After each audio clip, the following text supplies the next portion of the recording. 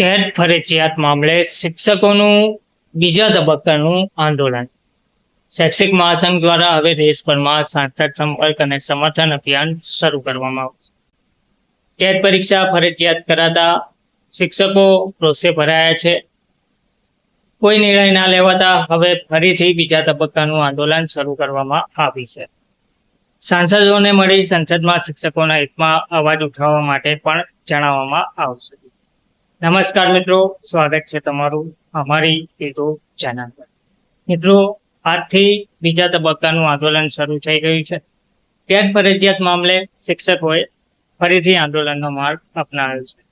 શિક્ષકોના હિતોની રક્ષા માટે અને ટેટ અનિવાર્યતાના મુદ્દે અખિલ ભારતીય રાષ્ટ્રીય શૈક્ષિક મહાસંઘ ABRSM દ્વારા ચલાવવામાં આવી રહેલું રાષ્ટ્રવ્યાપી આંદોલન હવે વધુ ઉગ્ર બનવા જઈ રહ્યું છે. સંગઠન દ્વારા આ આંદોલનના તૃતીય તબક્કા તરીકે આગામી 23 જૂનથી 5 જુલાઈ 2026 દરમિયાન ગુજરાત સહિત દેશભરમાં સાંસદ સંપર્ક અને સાંસદ સમર્થન અભિયાન હાથ ધરવાનું સત્તાવાર એલાન કરવામાં આવ્યું છે.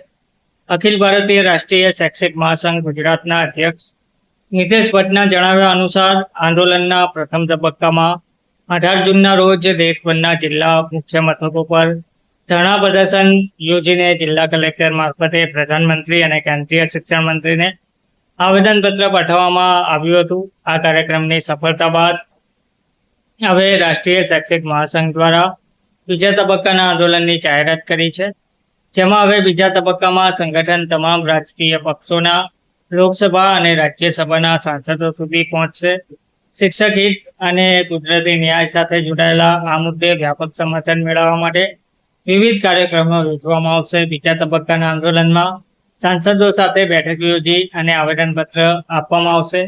સંગઠનના પ્રતિનિધિ મંડળો સાંસદોની રૂબરૂ મુલાકાત લઈને તેમને મુદ્દાની ગંભીરતાથી માહિતગાર કરશે અને સંગઠનનું અધિકૃત આવેદનપત્ર સોંપશે. ત્યારબાદ સાંસદો પાસે આ મુદ્દે લેખિત સમર્થન પત્ર મેળવવા પ્રયાસ કરાશે અને તેઓ વ્યક્તિગત રીતે પ્રધાનમંત્રી કે શિક્ષણ મંત્રાલયને પત્ર લખે તેવી વિનંતી કરવામાં આવશે. જ્યારે આગામી સમયમાં સાંસદો સંસદના બંને ગૃહોમાં પ્રશ્નકાળ, શૂન્યકાળ કે વિશેષ ઉલ્લેખ દ્વારા આ બાબતે ચર્ચા કરવામાં આવશે અને શિક્ષણ મંત્રાલય પાસેથી કાયમી ઉકેલની માંગ કરે તેવો આગ્રહ રાખવામાં આવશે.